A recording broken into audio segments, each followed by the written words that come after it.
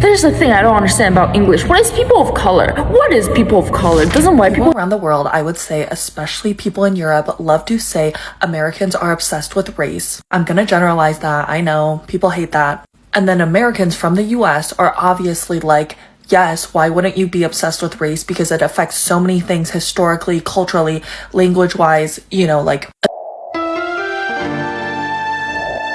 So the American users have been asking the Chinese users on Reddit goofy questions like, how do you feel about black people? We are still uncovering the Americans' experience on Xiaohongshu, Little Red Book, Little Rednote. You might be wondering, why did Black Americans felt the urge to ask Chinese how they feel about Black people?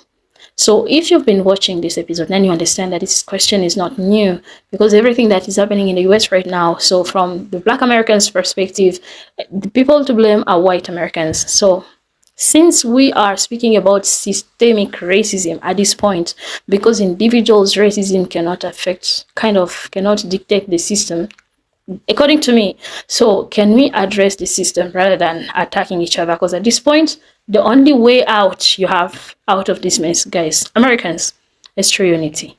So, but it's important that we know what is happening. So listen up. This video has a lot to uncover. Again, like the video and let's dive into this. There's a thing I don't understand about English. What is people of color? What is people of color? Doesn't white people have a color? Does it mean that they're transparent now? Does it mean that we can start ignoring them now because they don't have a color, because they're transparent? I can't see you. I cannot see you because you're transparent. I'm people of color. You're people without color. I cannot see you. And then I don't understand why the racism in US is so violent, because racism exists anywhere in the world, anywhere around the world, even in China, racism exists. But you know, Chinese type of racism is like, I don't understand like where you come from, and then I'm gonna ask some questions. Racism in China is mostly out of ignorance and stereotypes. It's like, why are you asking me, whether my blood is red or not because my skin is dark? Like, what type of dumbass question is that? Who the fuck taught you that only people with light skin have blood? Like I'm confused. I'm confused. Like how you get stereotyped? You supposed to be smarter than me because that's your stereotype, right? And a lot of them thrive in that type of stereotype. They're smarter than Americans. Motherfuckers still have thrive. And in fact, everybody's smarter than Americans. Yet these dumbass motherfuckers think blood is black in the motherfucker who got dark skin. Everybody's smarter than Americans, but everywhere I go, everybody asking the stupidest fucking questions I ever heard in my life. I swear to God, they be starting to blame it on diversity. It's because there's not a lot of diversity. It's because there's not a lot of diversity. So diversity makes you fucking stupid. Not having diversity makes you fucking stupid. That's what I'm getting. No diversity makes you fucking dumb, because that makes no sense. It doesn't matter how less diverse you are. You just ask them dumbass questions because people make you feel comfortable asking them questions, because ain't no fucking way you think somebody's blood is black because their skin is dark. Ain't no way that makes sense to y'all. Ain't no way that makes sense to y'all. You know, when you explain shit to them, they will still understand it. They won't be like, oh, white people, I'm gonna attack you. But racism here, it's like, I see you as Asian, so I'm gonna attack you. I'm gonna violently attack you on the street. I'm gonna punch you. Like, I don't understand like how much hate people have here. Like, where does that come from? Hate cannot just come out of nowhere. It's like, I did not do anything to you. Like, why did you just see my face and decide to attack me? Like, I don't understand why people are so violent here. It's crazy. I personally got attacked. My fellow other Chinese students got attacked on the streets by random people. Someone explain to me, why is it so violent? I'm Canadian and I was part of the exodus to Xiaohongshu, and I just have an observation I want to make.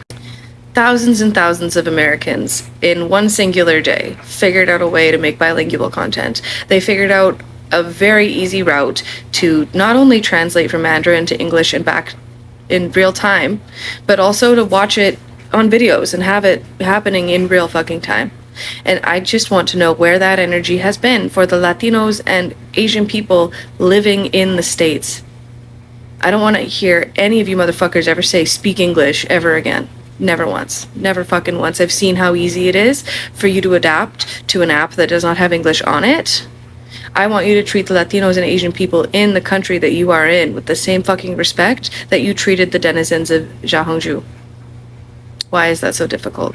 People around the world, I would say, especially people in Europe, love to say Americans are obsessed with race. I'm gonna generalize that, I know, people hate that. And then Americans from the US are obviously like, yes, why wouldn't you be obsessed with race? Because it affects so many things historically, culturally, language-wise, you know, like, especially if you look at the context of how we're talking about race. And I think I understand why, because I made a video about that, about being Asian living in Spain. And someone was like, everyone is Spanish. And they're like, I went to America once and everyone was obsessed with race. I just realized that not every country does a census based on race. So this map is showing countries where the ethnicity or race of people was counted in at least one census since 1991.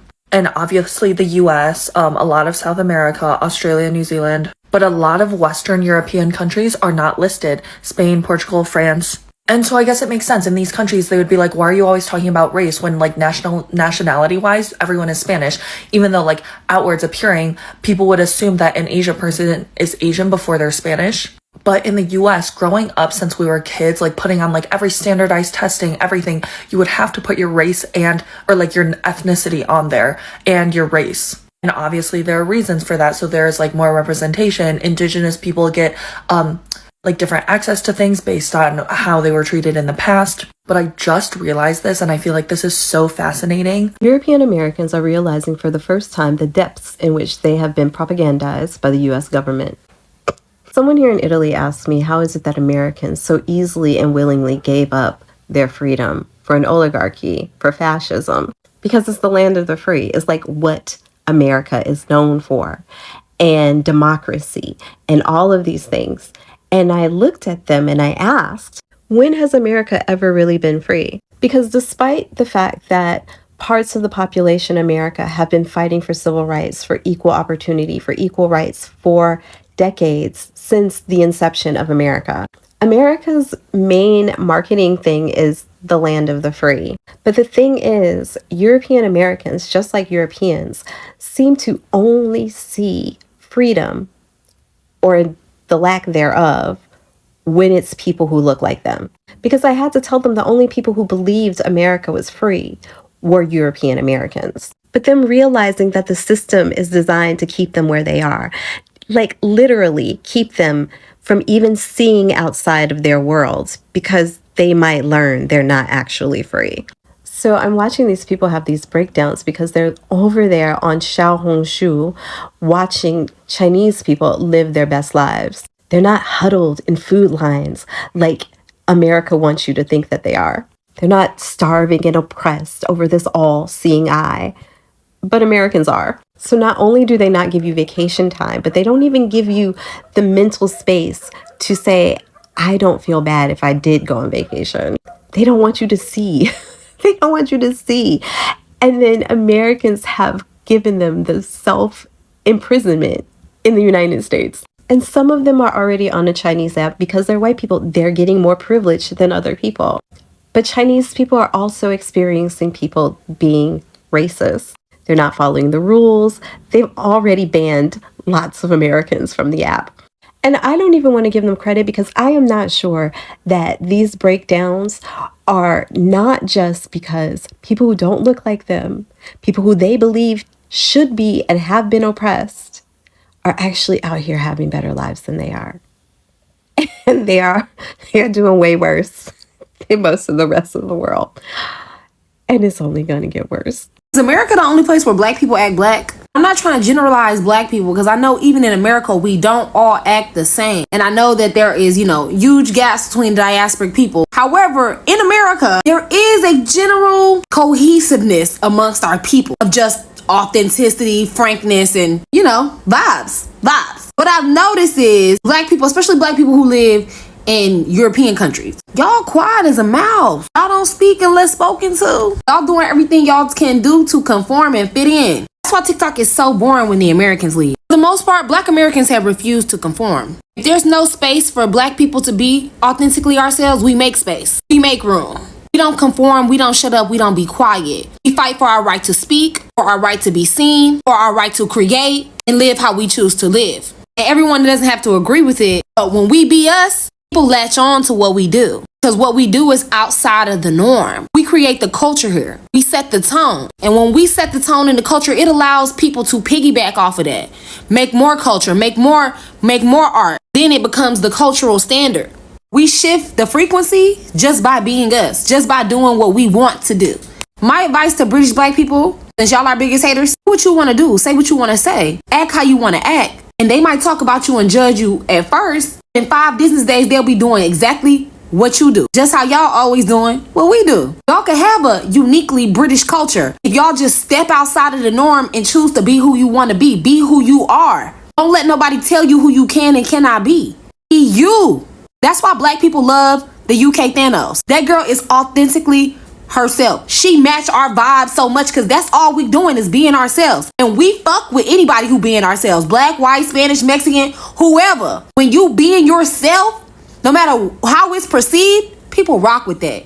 So my advice to anybody struggling to be a content creator, mad at America for being American, be yourself and you won't have nothing to be mad on. So the American users have been asking the Chinese users on Reddit goofy questions like, how do you feel about black people? Do you like black people? Turns out they have a better understanding of racism in America than the average American does. Check this comment out, which was in response to how do you feel about black people in America. I believe that racism in the United States is not just about racism itself.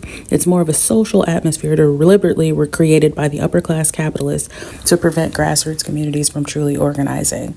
Although the media they control preach against racism every day, in reality, they shrink the living space, educational opportunities, and avenues for development for black people.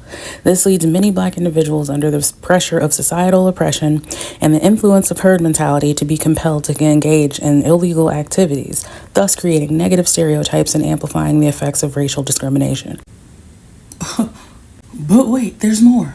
As long as the upper-class white capitalists intentionally maintain this situation, ensuring that black and white people of the proletariat class cannot become brothers and sisters, they will never have to worry about true uprising from the grassroots. I wonder if my black brothers and sisters in the U.S. share similar views.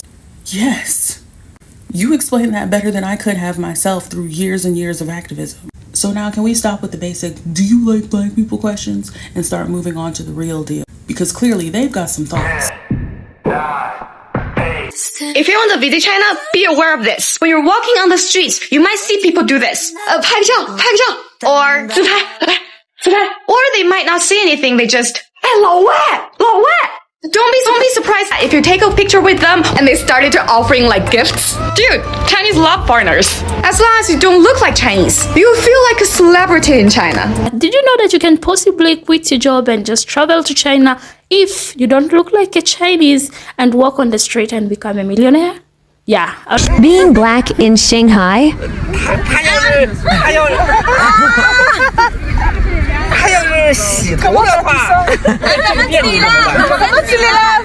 Y'all, this is crazy.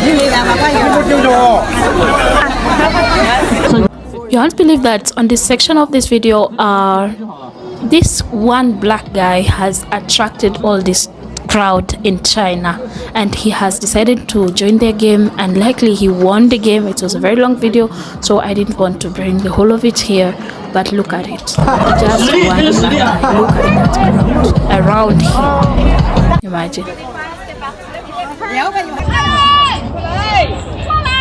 Yeah, all these people are waiting to just take a picture with this beautiful looking black girl who has just traveled to China, and she found it so interesting by just pulling her hair, and right now everyone wants to take a picture with her, and here she's even in the bars, wherever, and sometimes when they see black people they feel like they're Beyonce in China, so every black girl is a Beyonce. So I feel like if I am to travel in such country, I'll just feel so disoriented that I might even forget where I'm going. Okay, Beyonce. Let me tell you something about being black and having the last name Wong, part 2. Y'all know I got a lot to say about this. So the funny thing is, my last name's Wong Shing, but it's kind of a mistake. It should be Shing Wong, and that's a whole another story. And what's so interesting is, all my life having the last name Wong and looking like this and being black, first day of school was always Joseanne Wong Shing, and I raised my hand, and they're like, no, Joseanne Wong Shing, and I'm like, no, that's my name. But All of that did not do nothing to prepare me for this. When I landed in Hong Kong for the first time and went to passport control, mind you, I've been flying for like 16 hours from New York, so I'm already like done. And I hand my passport to this Chinese man in Hong Kong airport, and he looked at me, and I looked at him, and he looked at me, and I looked at him.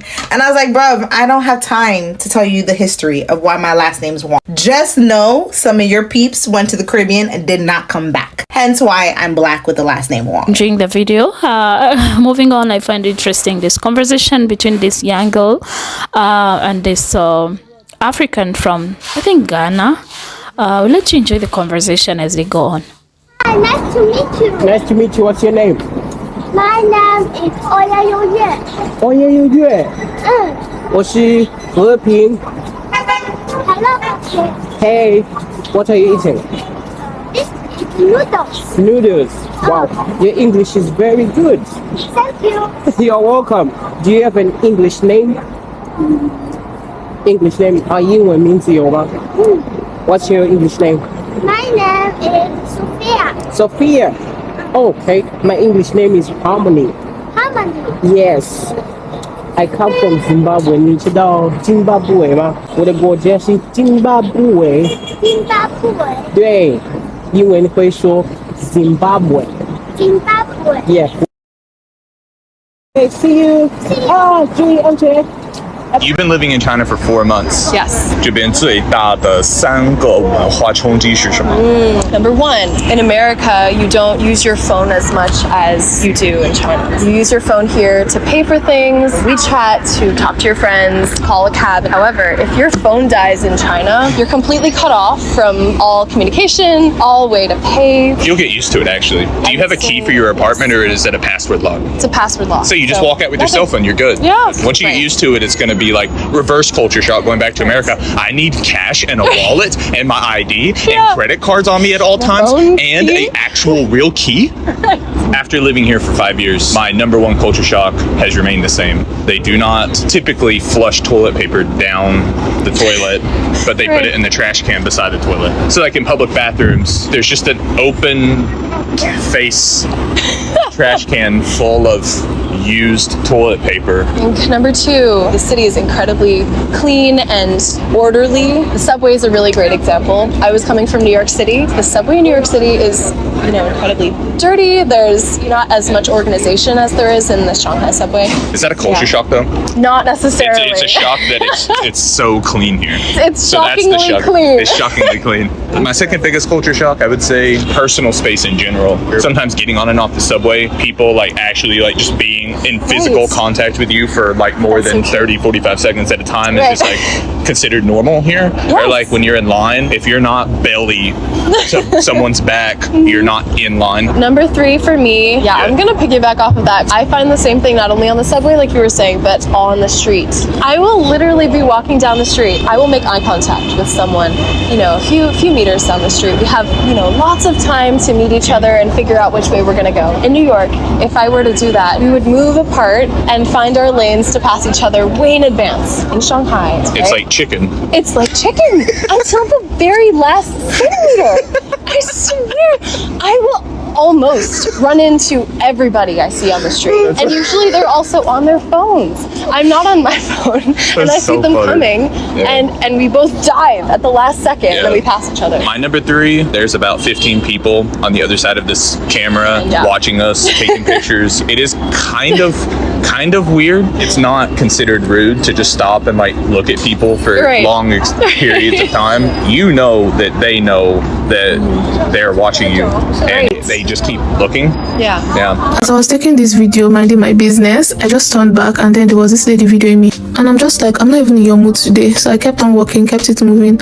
And then the whole group started following me. I was like, this is getting so creepy. I can't deal with it. I just kept videoing myself so I know where this is all going. And then they were videoing me from behind. So I'm like, why are you so obsessed? And they kept on following me. They even passed me at some point and went ahead of me and still videoed me from the front. I'm like, rest, please. I was fed up at this point. So I just crossed the road and continued. 5 things you need to know before go to China. Number 1, Google, Instagram, Facebook are not allowed in China. If you want to use them, you have to download an app called VPN. Number 2, 99% of Chinese people use WeChat. If you want to survive in China and make friends with Chinese people, you have to download the app WeChat. Number 3, in China, people don't use cash and credit cards anymore. We use phone, but you also don't need to worry about paying by cash because there are still so many people in China, like the elderly people, they don't know how to use their phone to pay. So let's just join them. 4, China does not have the tipping culture like the US, but if you want to do it, you can tell them that this is for thank you. They will understand it, but if you don't mention it to them in advance, they will probably think that you're not good at math. And number 5, don't ever tell a Chinese taxi driver that you're new to the city. Some bad taxi drivers will think you're not familiar with the city. They will probably take you around longer on the road to make you pay more. So if I take you just another U-turn, you wouldn't know. That's really important. If you have any more questions, please leave in the comments. I'm glad you watched to this extent. Thank you so much for supporting my content. You've seen that Chinese have nothing wrong with black people.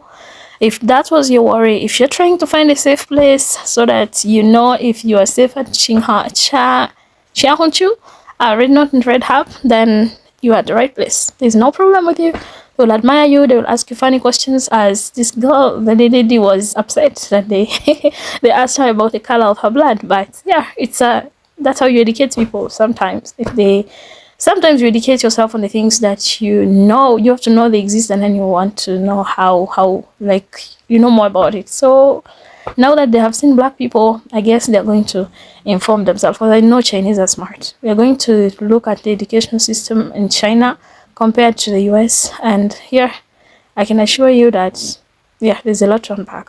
I love and appreciate you. Goodbye for now. Appreciate.